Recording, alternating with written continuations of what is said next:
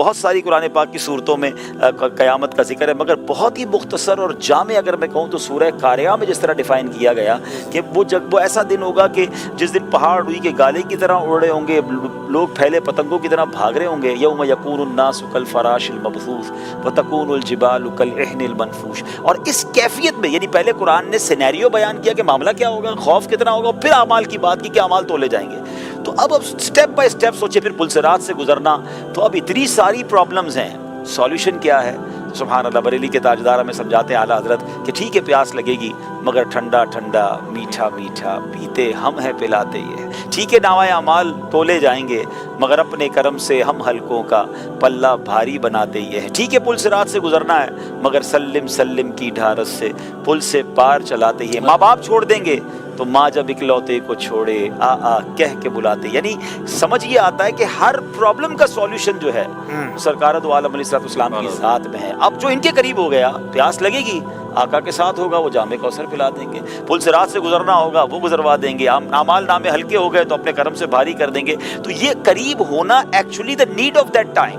قیامت کے دن ہم سب کے لیے ضروری ہے کہ نبی پاک کے قریب ہوں. اور ایک اور میں عشق والی بات کروں اشفاق بھائی، ایک شعر بچپن سے سن رہے تھے مگر میں ایک بار وہ روایت پڑھ رہا تھا قیامت کے حوالے سے، تو اس میں آیا کہ جو نبی پاک علیہ السلام کو لواء الحمد عطا کیا جائے گا نا، یہ سینکڑوں میل، یعنی اگر گھڑ سوار گھوڑا دوڑاتا رہے تو سینکڑوں میل جتنا فاصلہ طے کرے گا، یہ اتنا بڑا پرچم ہوگا. اچھا اب اتنا بڑا پرچم ہوگا تو میں پھر سوچنے لگا کہ مینا کے اندر جو گئے حج پر گئے ان کو پتا ہے کہ وہاں جب لاکھوں لوگ ہوتے ہیں نا تو ان کو اپنا خیمہ تلاش کرنے کے لیے اوپر ایک بڑا سا بلون لگا دیا جاتا ہے، بڑا سا پرچم لگا دیا تو جو دور سے بتاتا ہے کہ یہ ہمارا خیمہ ہے.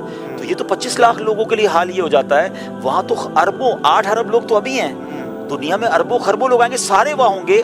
تو what is the way to find رسول پاک علیہ السلام؟ ہم پتہ نہیں کس کونے میں ہوں گے، تو کہاں سے ڈھونڈیں گے؟ تو سیدی امام حسن مولانا حسن رضا خان صاحب کو شعر مجھے اس وقت سمجھ آیا کہ مقام خسرو دی دور کے غلاموں کو، مقام خسرو دی دور کے غلاموں کو لوائے حمد کا پرچم بتا رہا ہوگا. وہ پرچم بتائے گا کہ پیارے آقا وہاں چلو چلتے ہیں نبی پاک کے پاس. اچھا پرچم لگانے والوں تمہیں مبارک ہو جو ماشاءاللہ میلاد کے پرچم لگاتے ہیں. قیامت کے دن بھی ایک پرچم ہوگا جو نبی پاک کی نشانی دے رہا ہوگا. اب پیارے آقا کے قریب ہونا کتنا ضروری ہے پہلے یہ سمجھ لیں. اور اب آتے ہیں کہ سبحان اللہ خود نبی پاک علیہ السلام فارمولہ دے رہے ہیں، کیونکہ یہ بات طے ہے کہ جب ہزاروں کا مجمع ایک بندے سے ملنا چاہے تو کوائٹ امپاسبل ہو جاتا ہے. تو جہاں اربوں لوگ ہوں تو کون قریب ہوگا؟ تو قریب وہی کرے گا جس کو قریب کرنے والے قریب کریں گے. تو انہوں نے گیٹ پاس دے دیا ہے کہ حدیث پاک کا مضمون ہے کہ جس نے دنیا میں مجھ پر سب سے زیادہ درود پاک پڑھے ہوں گے وہ مجھے قیامت کی سب سے زیادہ میرے نزدیک وہ ہوگا. The most closest amongst you on the day of judgment، وہ وہی ہوگا جس نے مجھ پر زیادہ درود پاک پڑھے ہوں گے. تو میں ایک تصور بھی پیش کرنا چاہتا ہوں ناظرین کو. کبھی کبھی آنکھیں بند کر کے تسبیح لے کر جب واک کر رہے ہو نا درود پاک پڑھے، ایسی جگہ ٹکرا نہ جائیں، یا آنکھیں نہ بھی بند کریں، امیجنیشن کریں کہ میں جتنے درود پاک پڑھ رہا ہوں نا اتنے قدم اپنے آقا کے قیامت دن قریب ہو رہا ہوں. ایک قیامت کا منظر ہے، ایک بہت بڑا کراؤڈ ہے، پیارے آقا کہیں جلوہ فرما ہے اور مجھے نبی پاک کے پاس جانا ہے. ہر درود مجھے ایک قدم میرے آقا کے قریب کر رہا ہے. آپ یقین کریں تسبیح رکھنے کو جی نہیں چاہے گا کہ یار تھوڑا اور قریب ہو جاؤں، تھوڑا اور